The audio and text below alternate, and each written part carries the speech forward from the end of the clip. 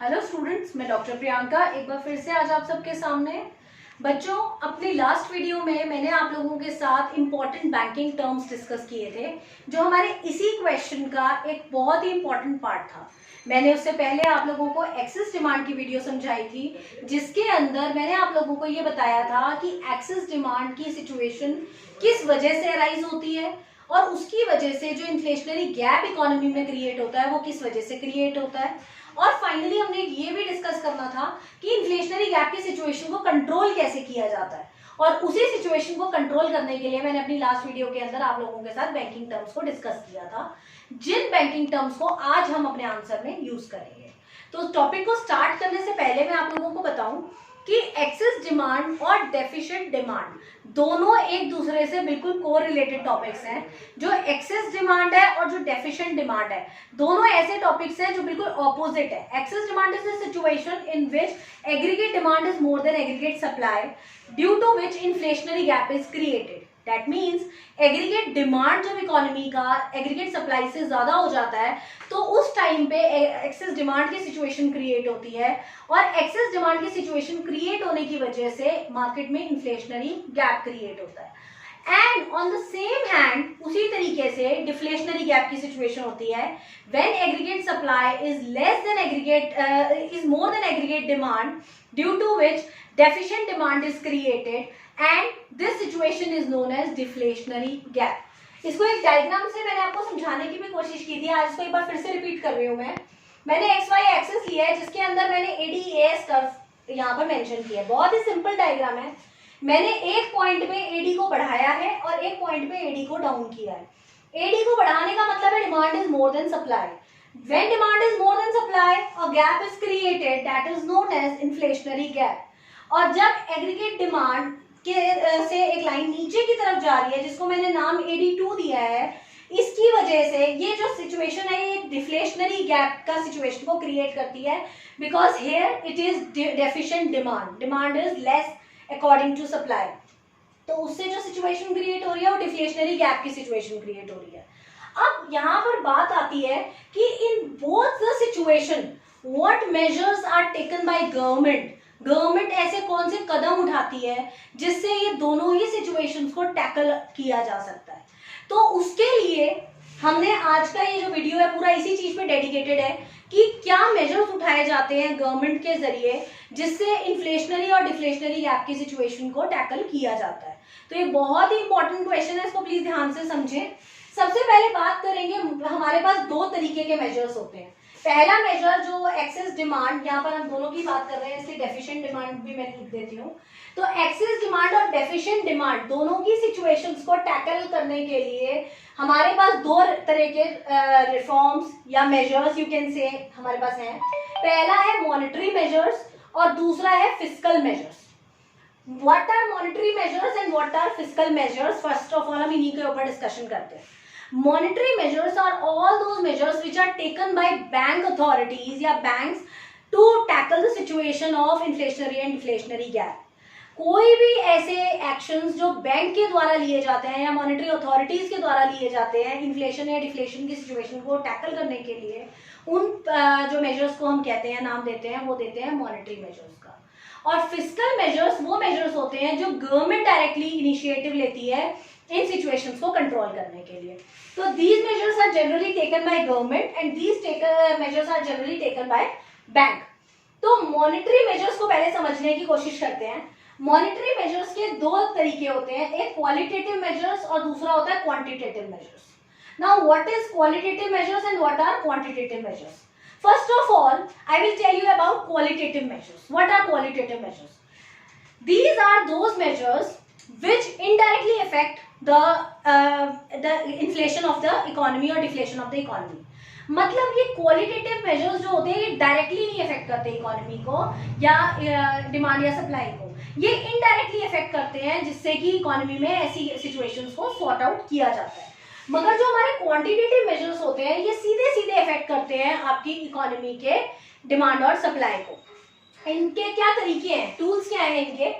Quantitative methods में सबसे पहला टूल है हमारा बैंक रेट। मैं यहाँ पर डेफिनेशंस आप लोगों को बार बार नहीं बताऊंगी, इसके लिए आप मेरी इससे पहले वाली लास्ट वीडियो को इसके लिंक कर सकते हैं ताकि आपको ये समझ में आ जाए कि बैंक रेट होता क्या है। वैसे मैं आपको शॉर्ट में बता दूं, this is the rate at which central bank provide money to commercial bank. तो जब इन्फ्लेशन की सिचुएशन क्रिएट होती है एक इकोनॉमी के अंदर, तो आप खुद ही सोचें, सेंट्रल बैंक कमर्शियल बैंक को पैसा देगी या लेगी? वो डेफिनेटली जो सेंट्रल बैंक है वो कमर्शियल बैंक को उस टाइम पैसा देने से कतराएगी, वो उनको पैसा नहीं देगी, या देगी तो ऐसे टर्म्स पे देगी कि वो खुद ही लेने से मना कर देंगे। तो कमर्शियल बैंक को जिस रेट पे सेंट्रल बैंक पैसा दे रही है, अगर वो पैसा देना महंगा कर दे, मतलब उनको कॉस्टली कर दे, तो कमर्शियल बैंक डिमोटिवेट हो जाएगी उनसे पैसा लेने के लिए, जिसकी वजह से जो मार्केट में वो पैसा दे रही है एज अ लोन लोगों को, जिससे लोगों की परचेजिंग पावर बढ़ रही है, वो कम हो जाएगी। तो इसी तरीके से सेंट्रल बैंक कमर्शियल बैंक को डिमोटिवेट करती है ताकि वो लोन ना दे आगे।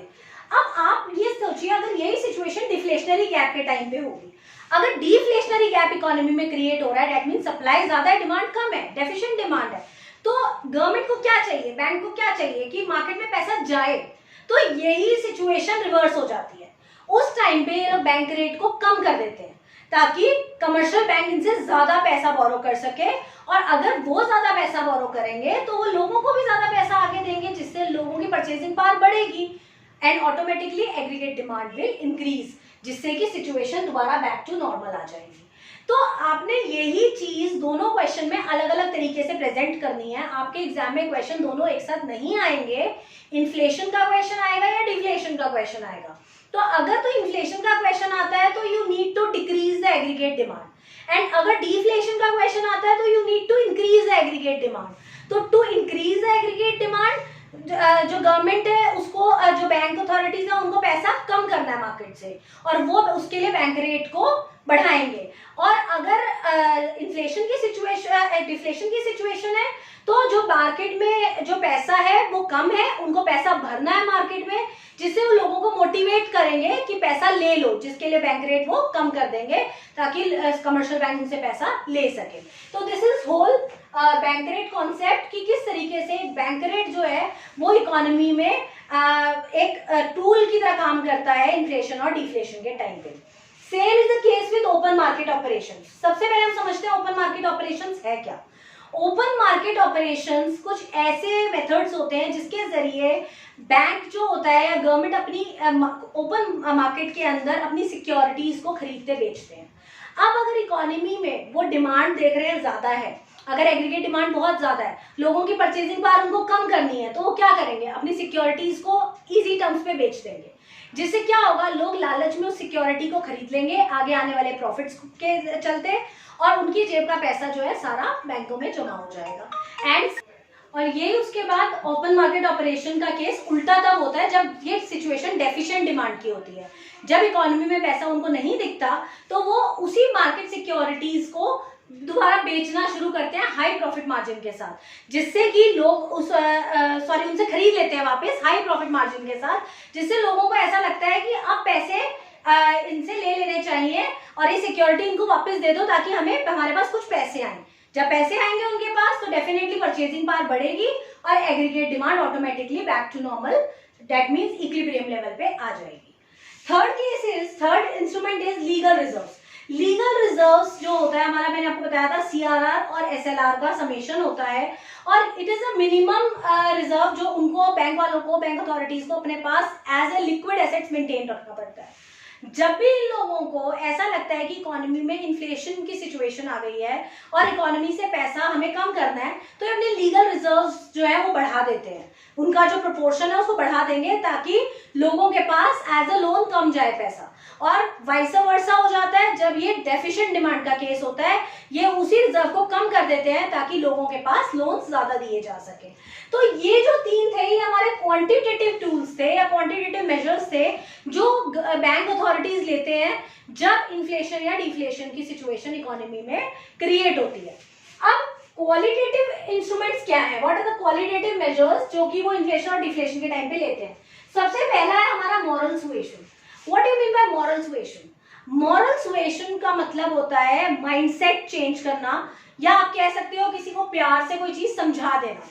जब इकोनॉमी में इन्फ्लेशनरी सिचुएशंस क्रिएट होते हैं तो सेंट्रल बैंक कमर्शियल बैंक को बड़े प्यार से ये चीज समझाती है कि आप लोगों ने इकोनॉमी में पैसा नहीं डालना, आपने जो इकोनॉमी में आप पैसा लैंड करते हो उसका रेट कम करना है, आपने उस चीज का प्रोपोर्शन कम कर देना है ताकि लोगों की परचेजिंग पावर डाउन की जा सके।